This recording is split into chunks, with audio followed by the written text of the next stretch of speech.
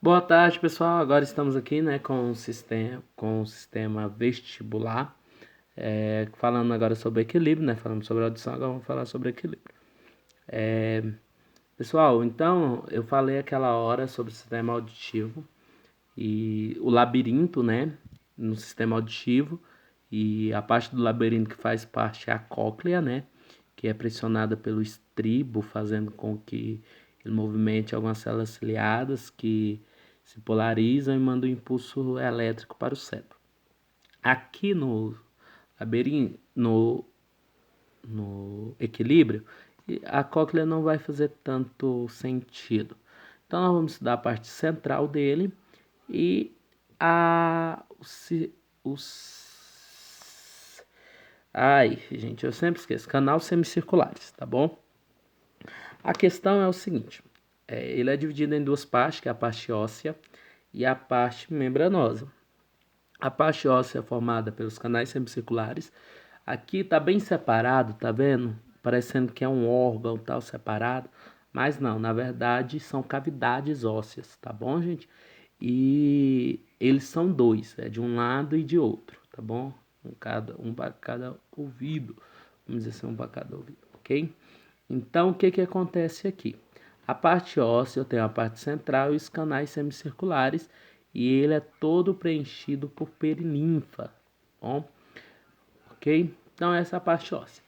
A parte membranosa, eu tenho os canais semicirculares formados por membranosos, canais semicirculares membranosos, e tem os órgãos, de eles é chamado de órgãos. Ai, me fugiu a memória agora, gente. Eles é chamado, enfim, que são o sáculo e o utrículo, tá bom? Aqui, ó, só para mostrar a parte óssea e a parte membranosa. Na parte óssea, eu tenho a perilinfa, tranquilo? Que reveste aqui e mantém toda a parte membranosa suspensa dentro do ósseo, tranquilo?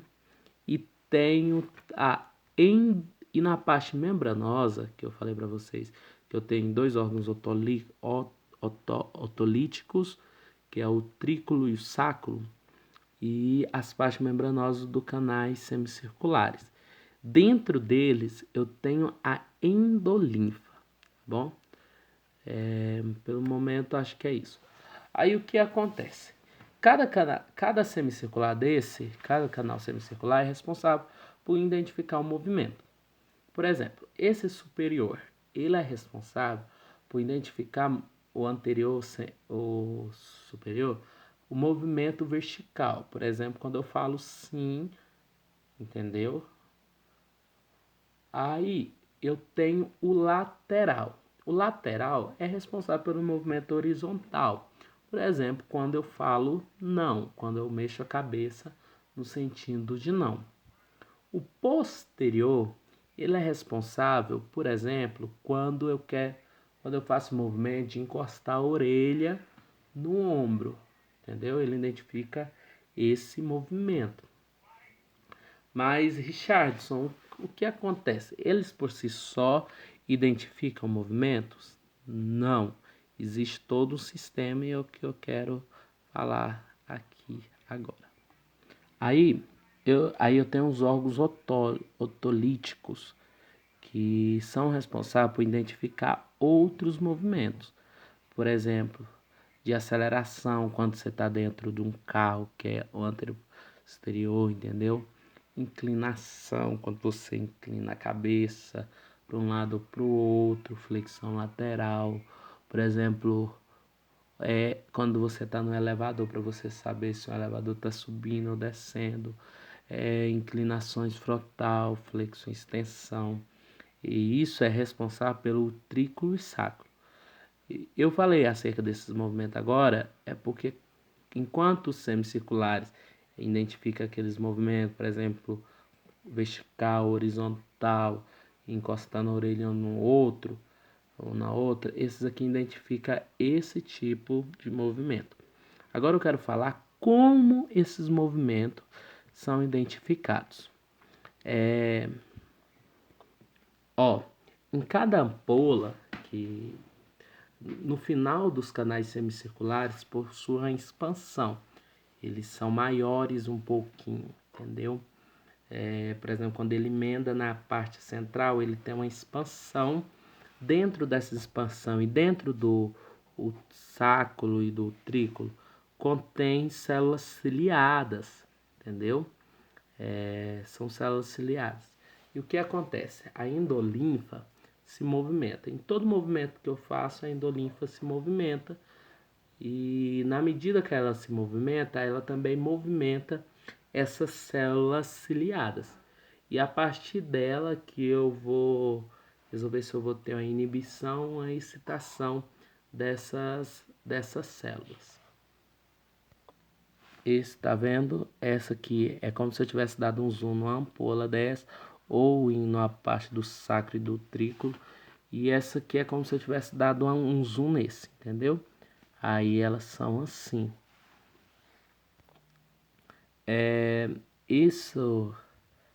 Esse aqui é chamado de sinocílio. Esses cílios são chamados de estereocílios. E o maiorzinho aqui é o sinocílio, que é o que vai determinar se eu estou tendo uma inibição, uma excitação desse sistema.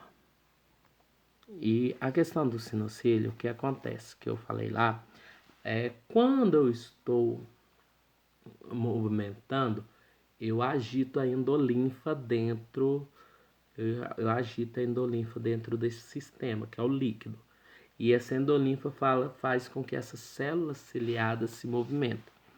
À medida que as células ciliadas se movimentam, se ela se movimentar a favor do sinocílio, para o lado do sinocílio, eu estou tendo uma excitação desse sistema, dessas células.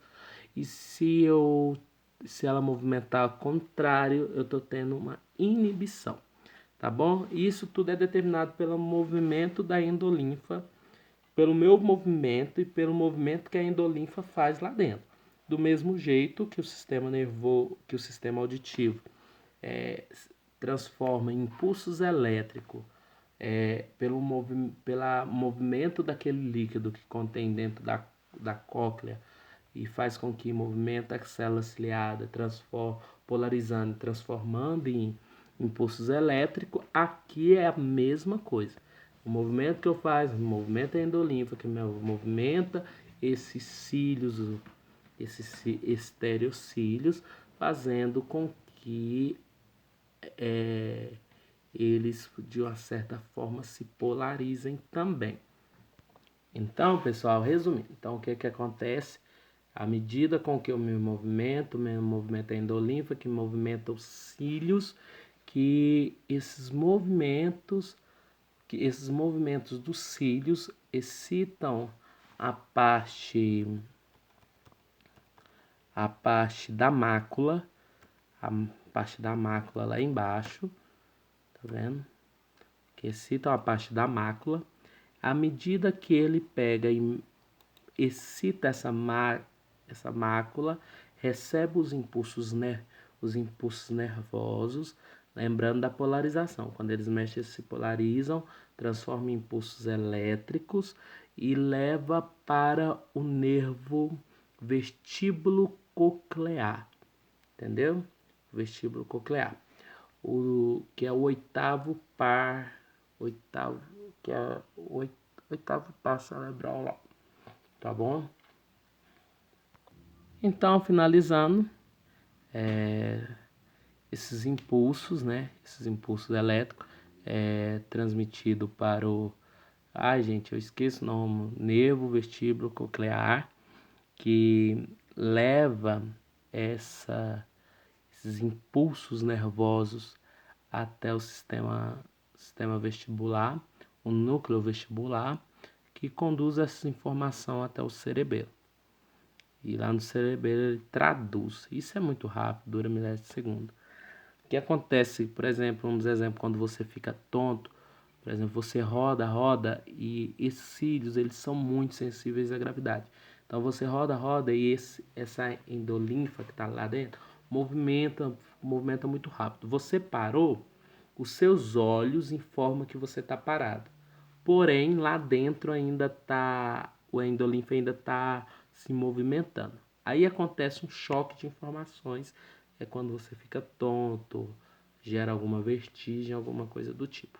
Eu acho que por hoje é isso, pessoal. Espero que vocês entenderam aí. Muito obrigado e até mais.